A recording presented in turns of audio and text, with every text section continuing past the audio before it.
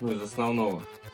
Замена основного кронштейна переднего, на чем держится вся морда. Полностью фара, ну, все вот это вот. Ну и так по мелочи там покрас.